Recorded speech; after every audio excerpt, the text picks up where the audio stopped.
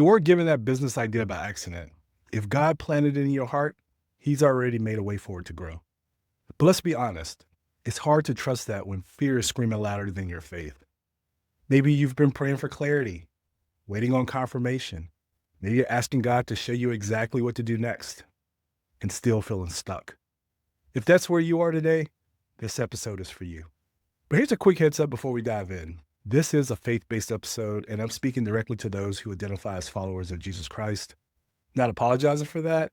I just want to be clear that if you're a believer and you want to build your business with God, not just for God, you're in the right place. So let's talk about what it looks like to trust God with your business idea without letting fear take the wheel. This episode is for you if you've prayed about your business idea, but fear still holds you back. Or maybe you feel torn between trusting God's timing and taking bold action. Or maybe you worry that building a business might pull you away from your faith. Maybe you've told yourself that if it's really from God, it shouldn't feel this hard. Or maybe you've been waiting for more clarity, but what you really need is more courage. Well, by the end of this episode, my hope for you is that you'll know what trusting God in business really means, not just spiritually, but practically. You'll be able to identify the subtle ways that fear disguises itself as wisdom or waiting on God. Hopefully, you'll walk away with 3 ways to move forward in faith-fueled action today. So let me tell you about Monique. She felt called to start a life coaching business for women, not because it was trendy, but because she felt a deep conviction that God had equipped her to walk with others and help them grow. But every time she thought about launching, she paused. I don't want to do this without God, she said. I'm waiting for the right moment, she said. I want to make sure it's His will, not mine, I heard her say. But weeks turned into months, and nothing moved. When we talked, I asked her, what if obedience is the next step, not the next answer? That landed with her. Monique realized that she wasn't waiting on God. God was actually probably waiting on her to move.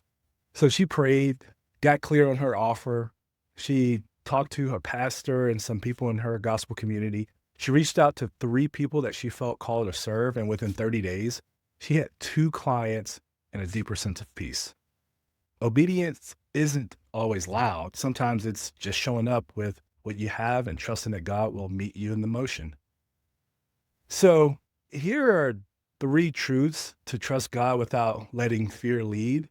And these are the 3 truths that I've learned through scripture, experience, and coaching hundreds of faith-driven entrepreneurs. Number 1 is obedience comes before outcome. In Hebrews 11:8, it says, by faith, Abraham, when called, obeyed and went. And even though he did not know where he was going, that's the call. You don't have to know every step. You just have to say yes to this one. So stop waiting for clarity to feel safe. Start treating obedience like it's enough, because it is. Number 2 is fear often hides behind spiritual language. Sometimes we say, I'm waiting on the Lord, but really, we're avoiding risk. We say, I'm praying about it, but we're using prayer as a delay tactic. Look, prayer is essential. Don't hear me not say that.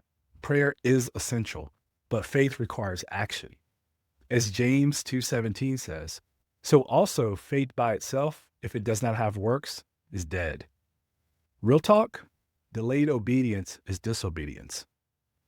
3, God honors movement, especially when it's messy. Psalms 37:23 says, the steps of a man are established by the Lord when he delights in his way. Steps, not standstills. God directs the ones who walk, not the ones who wait endlessly. This doesn't mean that you act recklessly. I'm not saying that. It means that you move prayerfully, one step, intentional step at a time. So let's talk about the driven pillar of inspiration.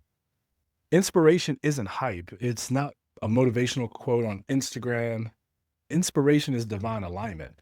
It's remembering who sent you and why you started and who you are sent to serve. As a Christian entrepreneur, your why isn't just freedom or income. It's obedience, it's stewardship, it's faith in action.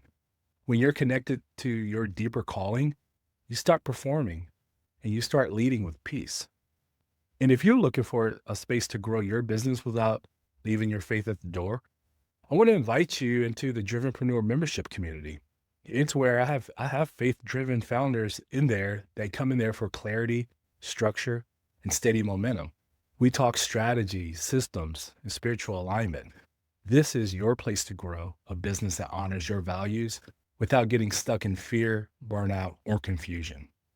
So come join us. You can get there at school.com/drivenpreneur, and that's school with a K. We love to have you. We love to walk with you. So before we close out, let's go ahead and recap. Obedience comes before outcome. Fear is a master of disguise. God moves through movement, especially small, faithful steps. So your next step, take one bold action this week that you've been praying about. Send a message, build a landing page, ask for the feedback. Whatever God's already nudged you to do that. And if you don't know where to start, please go ahead and start with joining the DRIVENpreneur community. And when you get in there, you can take the Driven assessment, or you can hop on one of our bi-weekly masterminds or one of our catch-up calls that we have. We meet every single week in there. And so we're a community that can surround you and help you get clarity so that you know what the next step is. You don't have to be fearless to be faithful. You just have to move. Until next time, stay clear, stay focused, stay driven.